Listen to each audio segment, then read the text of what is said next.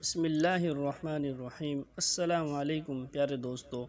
جب دنیا دو حصوں میں بٹی ہوئی تھی، ہندوستان پر انگریزوں کی حکمرانی تھی، تب مسلمانوں کے دل میں ایک خواب بیدار ہوا، ایک ایسا خطہ جہاں وہ آزاد ہو، جہاں ان کے دین، ان کی تہذیب اور ان کی شناخت محفوظ ہو۔ یہ خواب تھا پاکستان کا۔ مسلمانوں کو آزادی کے راستے میں شدید ظلم کا سامنا کرنا پڑا۔ انگریز انہیں حقیر سمجھتے تھے، ہندو اکثریت انہیں دبا رہی تھی، مساجد جلائی گئی، قرآن کے نسخے جلائے گئے اور مسلم شناخت کو مٹانے کی کوشش کی گئی، لیکن مسلمانوں نے ہار نہیں مانی۔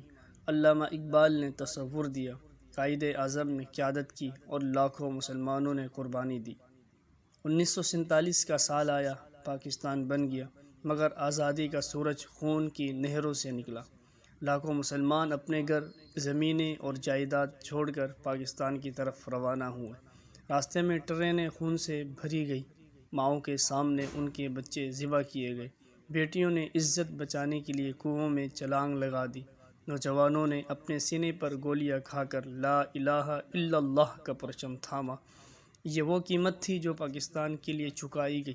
ایک ماں نے جب بیٹے کی لاش دیکھی تو آنکھ سے آنسو نہیں نکلا، بس کہا، شکر ہے میرا بیٹا پاکستان پر قربان ہو گیا۔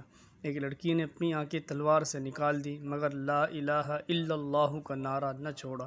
کتنی مائیں اپنے بچوں کو بھوکا رکھ کر صرف پاکستان پہنچنے کی دعائیں کرتی رہی۔ یہ قربانیاں صرف جسمانی نہیں تھیں، یہ روحانی، اخلاقی اور ایمانی قربانیاں تھیں۔ آج ہمارے پاس یہ آزاد وطن موجود ہے، لیکن کیا ہم نے ان قربانیوں کی لاج رکھی؟ ہم میں اتحاد ہے؟ ہم سچ بولتے ہیں؟ ہم وطن سے محبت کرتے ہیں؟ پاکستان صرف زمین کا ٹکڑا نہیں، یہ لاکھوں شہداء کے خواب، دعائیں اور قربانیوں کا صلہ ہے۔ آئیے پاکستان سے محبت کریں، اس کی خدمت کریں اور ان عظیم شہداء کے خون کو رائیگاں نہ جانے دیں۔ پاکستان کا مطلب کیا؟ لا الہ الا اللہ۔